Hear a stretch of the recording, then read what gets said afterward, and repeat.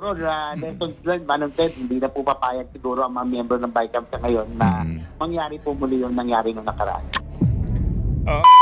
Kung mismong ang mga senador ay nalulusutan, paano pa kaya tayong mga pangkaraniwang mamamayan?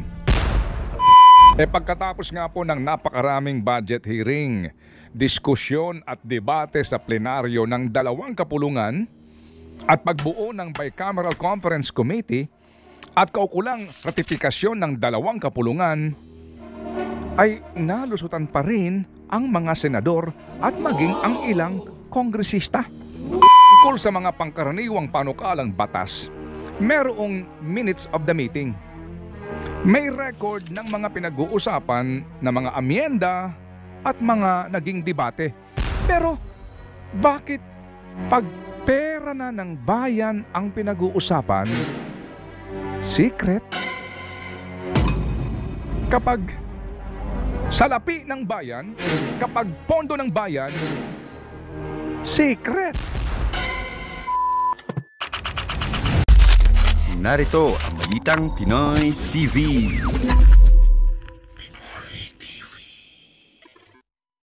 Ngayon pong linggong ito hanggang sa matapos at tuluyan ng maaprubahan ng dalawang kapulungan ng Kongreso ang panukalang 2025 National Budget, madalas na naman po nating maririnig ang salitang BICAM.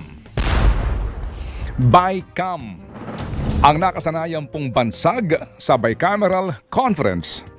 Ang sinasabi nga pong pagpupulong ng mga kinatawan ng House of Representatives at ng Senado para pag-usapan at desisyonan ang hindi pinagkakasunduang mga probisyon sa isang panukalang batas. At kasama rito ang panukalang pambansang budget. Nakapanayan po namin si Senador J.V. Ejercito nito lamang Biyernes, November 29. Siya po'y Vice Chairperson ng Senate Finance Committee at miyembro din po ng BICAM sa pambansang budget noong pong nagdaang taon at maging sa kasalukuyan. Ito ang aming tanong sa kanya. Senator JV, if you also remember last budget, member kayo ng BICAM, di ba? We saw you there, right? Opo. Maliban sa inyo, si Senator Amy Marcos nandun din, si Risa Ontiveros nandun din. Pero yun na nga po, kayo binulaga nitong mga provision na mukhang hindi nyo po alam, no?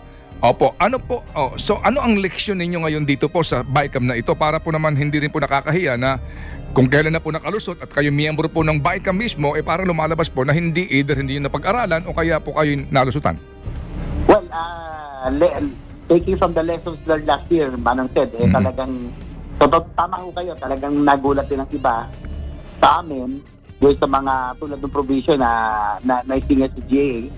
Siguradong hindi na mauulit yan dahil po naging controversial at siniguro namin at nangako naman ang ating financier na Senator Grace po na hindi na po papayagan yung pong halimbawa pondo ng PhilHealth, hindi na po natin papayagan na ito'y magamit para sa ibang paraan. So hindi na makapag-smuggle pa ng provision? Ganon? Hindi na siguro na lessons learned, Manong Ted, hindi na po papayag siguro ang mga miyembro ng BICAM sa ngayon na mangyari po muli yung nangyari nung nakaraan. Kung mismong ang mga senador ay nalulusutan, paano pa kaya tayong mga pangkaraniwang mamamayan? Ating magugunita na sa 2024 General Appropriations Act, lumusot ang probisyon sa pagpayag na gamitin ang pera ng PhilHealth members para sa ibang gastusin ng gobyerno na wala namang kinalaman sa kalusugan ng mga Pilipino. Tayo pong lahat ay nabulabog na lamang nang sinimulan ng kunin ng Finance Department ang pera ng PhilHealth.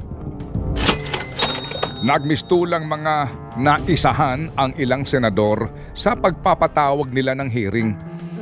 Abay, sila'y nagulat sa pangyayaring ito. At ang iba nga po'y emosyonal at galit. Sandali lang, sino nga ba ang nag-aproba ng probisyong ito sa pambansang budget? Sila din.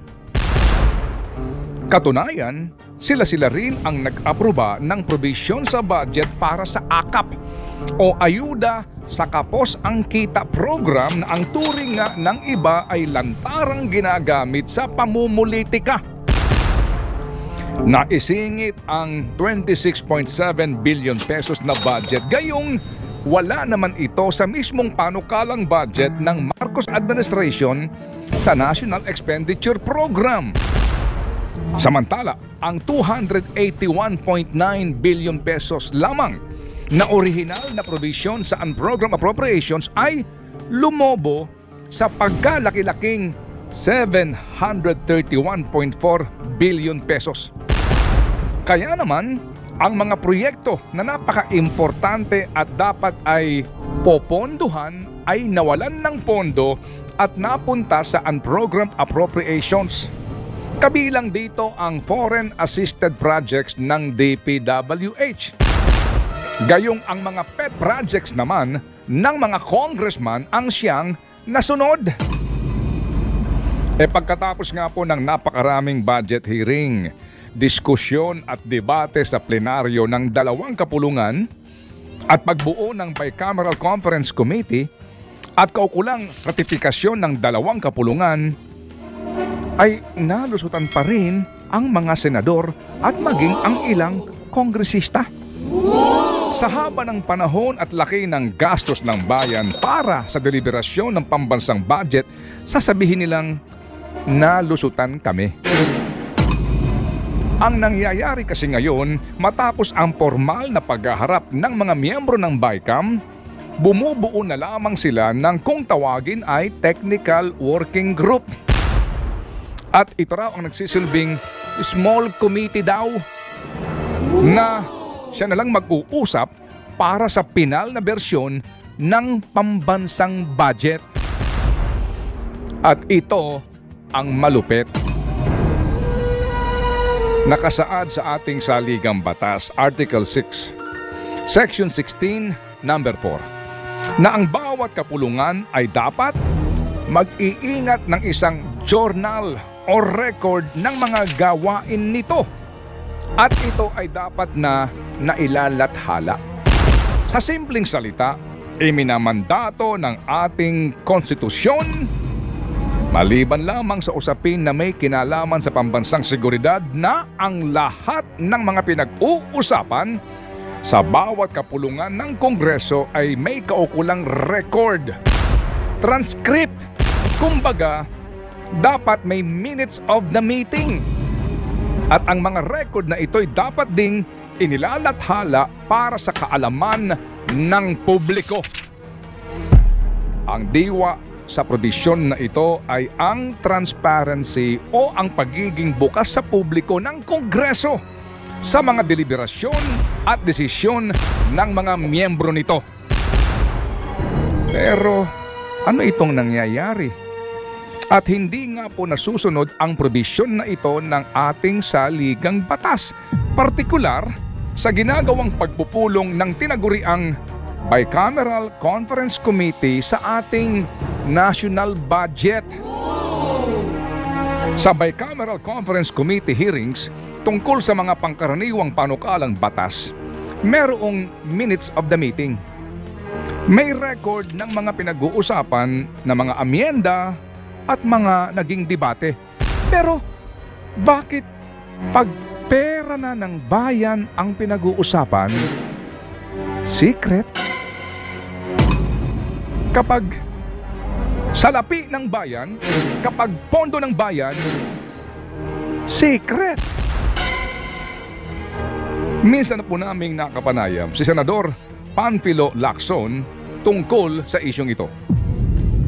Unang-una, yung bicameral conference ng budget, nag-iisang panukalang batas ito na ang BICAM hindi open sa publiko. Napaka-exclusive.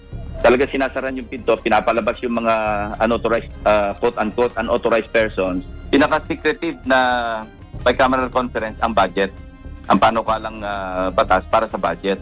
Kasi yung ibang mga bicameral conferences na mga simple o yung ordinaryong panukalang batas, pinapayagan namin yung mga yung media na mag-cover.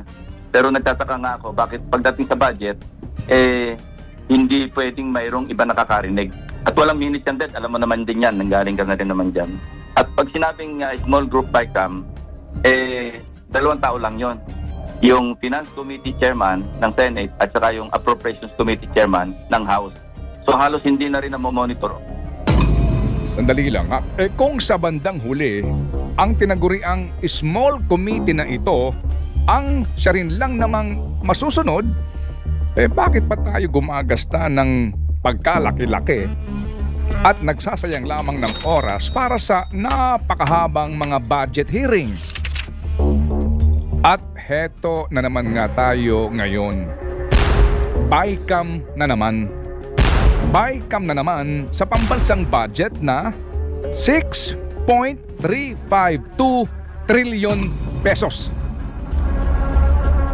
Mag-iba naman kaya ngayon ang takbo sa BICAM? Gayong iba na ang chairman ng Committee on Finance sa Senado? Pero yun pa rin ang chairman sa Kamara de Representante. Ito ang bahagi ng aming panayam kay Senator J.V. Ejercito. Pwede ba yung among you dito po sa small committee na ito na mag-usap-usap na pwede bang sabihan nyo na kami, walang lulusot dapat dito, maging transparent kayo sa isa't isa, na ito ang aming ginalaw dito? Because that time, Sani Angara lang po, tsaka si Saldi ko mukhang ang nag-usap Tapos kayo, kagaya ho ninyo, kayo yung mga nagulat na lang Dito ba pwede kayo mag-usapan lalaki? Na sandali lang, pwede bang, kung ano ang gusto nyong isingit dito, sabihan nyo kami? Pwede bang ganon? Sa tingin ko ngayon po, sabi ko, ayaw na natin, napaso na tayo nung nakaraan, no, na hindi na siguro mauulit yung may bulaga o yung bigla tayo magugulat. No? Kasi po, bilang pagrespeto sa mga miyembro ng BICAM members, at least alam po, no, ng mga miyembro kung ano po yung mga nagalaw o yung mga may naisingit kung sakasakali.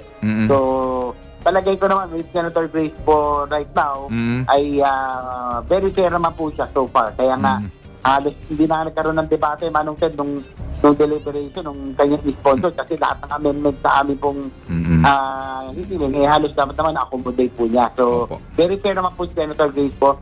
And under Senator Chico, pero palagay ko naman magiging transparent po. Siya nawa. Magkakaalaman tayo kung wala ngang nangyaring singitan o kung hindi tayo ipinagkakanulo o walang hudasan na nangyari sa panahon na nga po na ipinatutupad ang 2025 National Budget.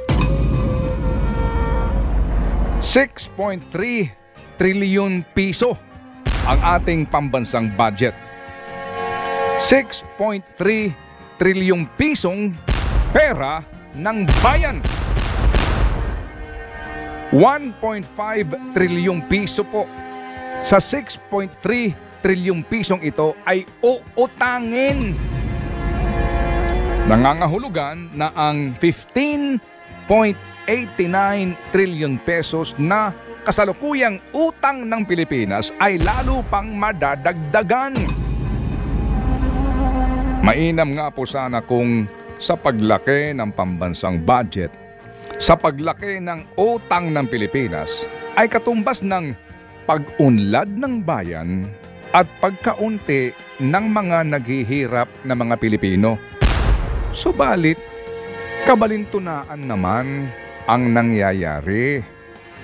Palaki ng palaki ang ating pambansang budget at kasabay nito, palaki din ng palaki ang utang ng Pilipinas habang dumarami naman ang mga Pilipinong nagsasabing sila'y nakakaranas ng hirap.